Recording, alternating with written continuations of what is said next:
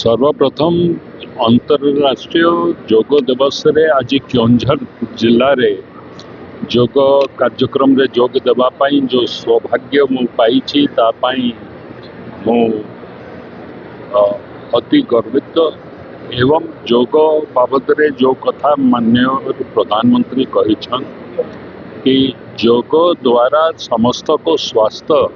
भल रहिबो समस्ते प्रतिदिन योग करिवार आवश्यकता अछि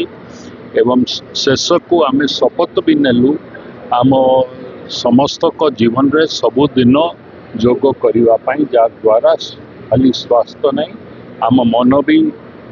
सुस्थ रहिबो एवं कार्य करिवार रे आमे समस्ते सक्षम।